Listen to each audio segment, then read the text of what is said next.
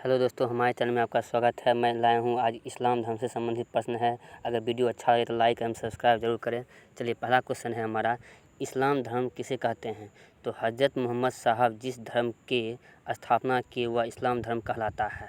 चलिए, अगला क्वेश्चन है, इस्लाम धर्म के प्रवर्तक कौन थे? तो मोहम्मद साहब जो थे इस्लाम धर्म के प्रवर्तक थे।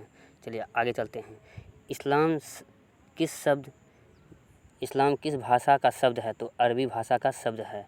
इस्लाम का अर्थ क्या होता है? तो अल्लाह को समर्पण करना। चलिए, पाँचवा क्वेश्चन हमारा है कि ये इस्लाम धर्म के संस्थापक कौन थे? तो हज़रत मोहम्मद साहब जो थे इस्लाम धर्म के संस्थापक थे। तो भारत में सर्वप्रथम इस्लाम आगमन किसके जरिए हुआ था? तो भारत में सर्वप्रथम इस्लाम का आगमन जो था अरबों के ज़रिए हुआ था। तो यहाँ पर अरबों के ज़रिए हुआ था। अरब से जो लोग आए थे उनके ज़रिए जो इस्लाम जो भारत में आया था। चलिए आगे चलते हैं। हज़रत साहब का जन्म कहाँ हुआ था? तो मक्का जो है सऊदी अरब में, जो वर्तमान में सऊदी अरब में पड़ता है, वहीं पर इनका जन्म हुआ था। हज़रत साहब का जन्म कब हुआ था? तो 570 ईस्वी में हुआ था। कहाँ हुआ था? तो मक्का में, सऊदी अरब में हुआ था। इसको बात की याद रखिएगा। तो हज़रत साहब की माता का क्या नाम था? तो हज़रत साहब की माता का नाम जो था अमीना नाम था। हज़रत मोहम्मद के पास अल्लाह का संदेश किस प्रकार आता है? तो फरिश्ता जिब्राइल के द्वारा जो है उनके ज़रिए जो है संदेश आता है। चलिए आगे चलते हैं। मोहम्मद साहब की जीवनी किसने लिखे थे? तो ये सब इब्न इसाक ने लिखे थे। मोहम्मद साहब की जीवनी कौन लिखे थे? इब्न इसाक ने लिखे थे। मोहम्मद साहब का जन्म दिन पर कौन सा पर्व मनाया जाता है? ईद ए मिलादुन्नबी नबी मनाया जाता है। मोहम्मद साहब का मकबरा कहाँ है? तो मदीना में जो है मकबरा है, जो कि मस्जिद ए नबवी के नाम से प्रसिद्ध है। चलिए आगे चलते हैं।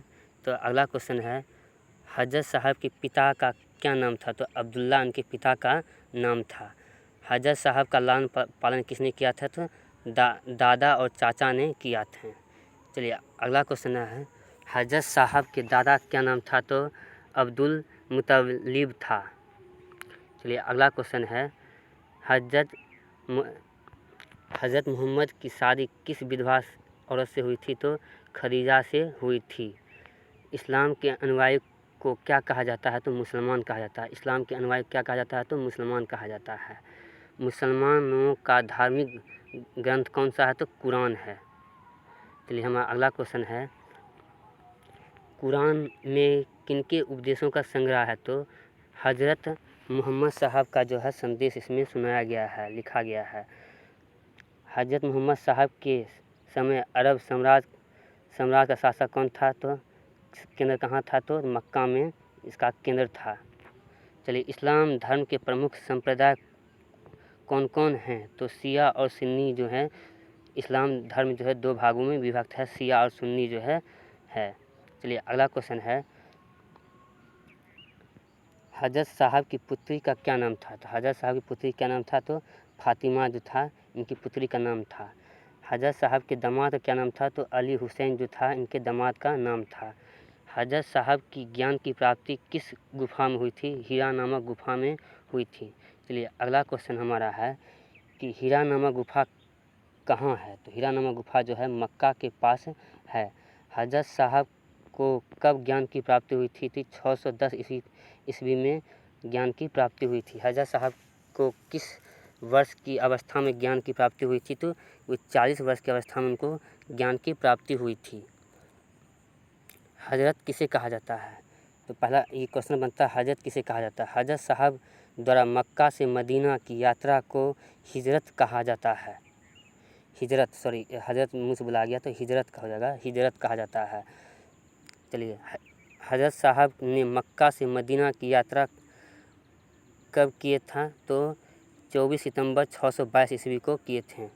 चलिए हमारा अगला क्वेश्चन है, हजरत साहब की यात्रा को इस्लाम जगत में किस नाम से जाना जाता है? तो मुस्लिम संवत या हिजरी संवत के नाम से भी जाना जाता है। ज्ञान की प्राप्ति के बाद हजरत साहब ने स्वयं को किस नाम से घोषणा की थी? तो पैगंबर के दूत के नाम से अपने घोषणा की थी। हज़रत साहब की मृत्यु कब हुई थी? तो 8 जून 632 ईस्वी में उनकी मृत्यु हो गई थी। तो हज़रत साहब को कहाँ दफनाया गया था? तो हज़रत साहब को मदीना में दफनाया गया था।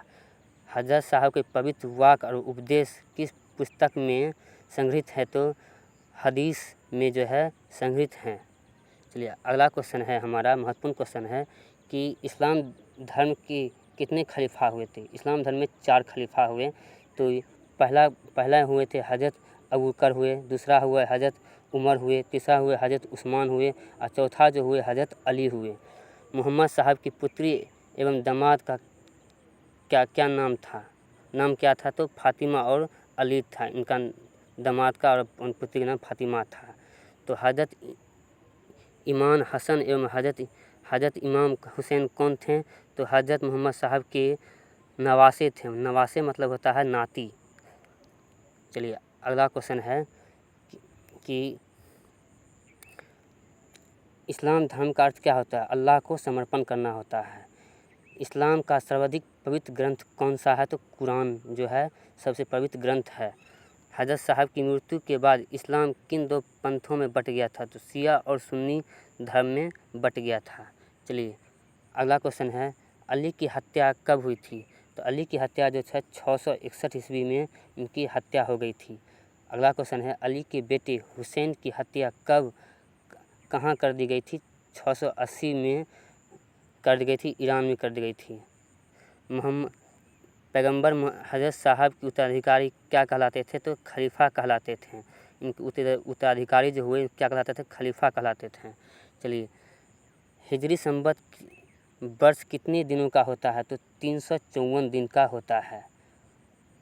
हज़रत मोहम्मद साहब की जीवनी किसने लिखी थी? तो इब्न इसाक ने इनकी जीवनी लिखी थी। चलिए अगला क्वेश्चन है हमारा, मुसलमानों का पवित्र पर्व कौन सा है? तो ईद ए मिलाद उन नबी है। चलिए अगला क्वेश्चन है, हज़रत मोहम्मद साहब का जन्म कब और कहाँ हुआ था? तो 571 ईस्वी में अरब और मक्का के शहर में हुआ था। चलिए अगला क्वेश्चन है, हज़रत मोहम्मद साहब का बचपन का नाम क्या था? तो उमर बिन अब्दुल्ला नाम था। मोहम्मद बिन अब्दुल्ला नाम था।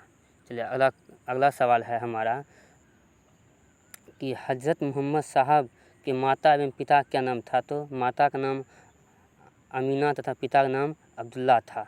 तो हज़रत साहब किस परिवार के थे? तो कुरैश परिवार के थे। चलिए अगला क्वेश्चन हमारा है कि हज़रत मोहम्मद की माता पिता की मृत्यु के बाद लालन पोषण किसने किया था? उनके चाचा अबू ने और अबू तालिब ने किया था। हज़रत मोहम्मद के उत्तराधिकारी को कहा जाता है, क्या कहा जाता है? तो खलीफा कहा जाता है। मैं इस वीडियो में बता चुका हूँ पहले आपको। चलिए नबी किसे कहते हैं? नबी किसे कहते हैं? तो जो अल्लाह का पैगाम संदेश लोगों तक पहुंचाता है उसे नबी कहा जाता है। रसूल किसे कहा जाता है? उस नबी को रसूल कहा जाता है जिस पर फरिश्ता जिब्राइल के माध्यम से आसानी से किताब उतरी है। चलिए अगर वीडियो अच्छा लगे तो लाइक एवं सब्सक्राइब जरूर कीजिएगा। धन्यवाद।